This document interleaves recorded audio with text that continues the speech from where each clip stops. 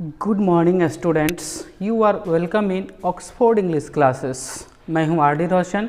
आज हम एक्सप्लेन करने वाले हैं where the mind is without fear, जो रविंद्रनाथ टैगोर की रचना है उसके ऑब्जेक्टिव क्वेश्चंस को।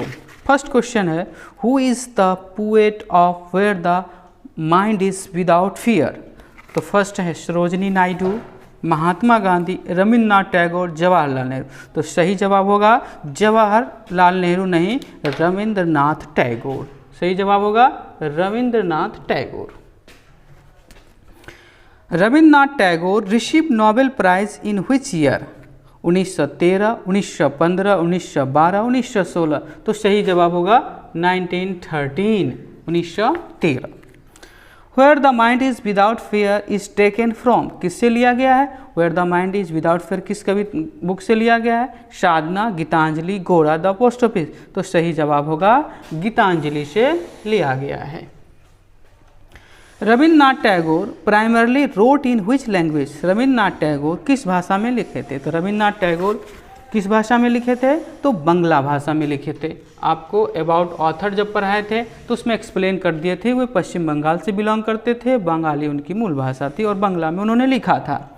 Where the mind is without fear is which types of poem, यह किस प्रकार की कविता है? तो पहला है लिरिक कविता, जिसे मनोभावों और विचारों को व्यक्त किया जाता है, उसको लिरिक कहते हैं, जिसको गाते भी हैं। बैलेड, बैलेड ऐसे कहा जाता है जिसे गाथा गीत कहते हैं। सोनेट 14 लाइन की जो कविता होती है उसे सोनेट कहा जाता है। और इलिगीज उसे कहते हैं जो शोक गीत होती है, शोक कविता होती है। तो सही जवाब होगा लिरिक। क्या जवाब होगा? Lyric. In this poem where the mind is without fear is a dash to God. यह कविता जो है ईश्वर से क्या करता है? रिक्वेस्ट करता है, आग्रह करता, आदेश देता है, प्रे करता है, या नन ऑफ द एबव। किसमें से सही जवाब होगा? प्रेयर। ईश्वर के प्रार्थना करता है, विनती किया जाता है इस कविता के माध्यम से, हे ईश्वर हमारे देशवासियों को जागृत करें। रविंद्रनाथ टैगोर वॉज क्या थे? ए ड्रामेटिस्ट एंड पोएट थे, शॉर्ट स्टोरी राइटर थे, फिलोसफर थे। तो आपको अबाउट ऑथर में सुने होंगे कि ये सारे थे, ड्रामेटिस्ट भी थे, नॉवलिस्ट भी थे, शॉर्ट स्टोरी राइटर भी थे और फिलोसफर भी थे। The song of Gitanjali are mainly dash poem in Indian tradition.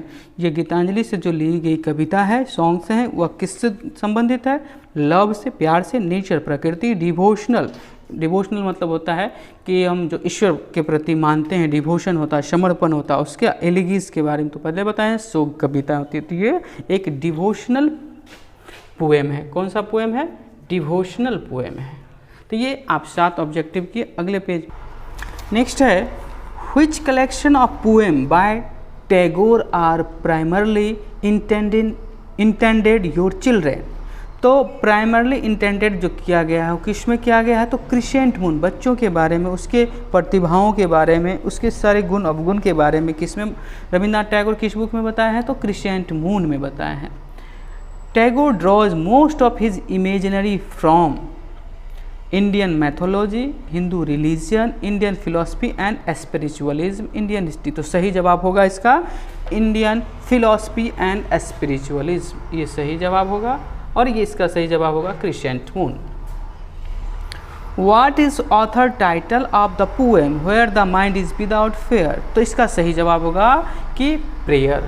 ईश्वर से प्रार्थना करते हैं। क्या करते हैं? ईश्वर से प्रार्थना करते हैं। Into the heaven of freedom, my father let my country awake। The country referred to here is Rabindranath Tagore जब यहाँ पे कंट्री शब्द का प्रयोग करते हैं तो किस कंट्री की बात करते हैं? तो स्वाभाविक है, हम लोग भारतीय हैं और भारत की बात करते हैं, इंडिया की बात करते हैं इस कविता में कभी। A nation is broken up into fragment by narrow domestic walls।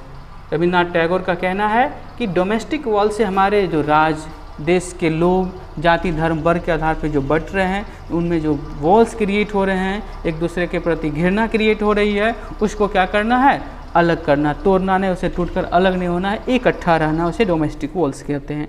In this poem where the mind is without fear reason is compare to a clear stream. सही जवाब होगा क्लियर स्ट्रीम। पॉन्ड की बात, तालाब की बात नहीं की है, झील की बात नहीं की है, लेक की, क्लियर स्ट्रीम एकदम साफ जलधारा की बात किए हैं। और शावर तो समझते हैं, फुहारा जो स्नान वगैरह करते हैं, शावर। ये क्लियर स्ट्रीम इसका सही जवाब होगा। नेक्स्ट है कि in this poem the dead habits is compare to, dead habits किससे कंपेयर किए हैं, तो डिजर्ट से कंपेयर किए हैं। इस कविता में कवि ने डेड हैबिट को, मृत आदतों को, जहाँ पे लोगों का अंत हो जाता है, उस किससे कंपेयर किए हैं, टीचर से कमेंट। उम्मीद करते हैं कि यह वीडियो आपके लिए सिलेबस के हिसाब से हेल्पफुल होगा, और वीडियो सुने अच्छा लगे तो ज़रूर लाइक और कमेंट करें। धन्यवाद।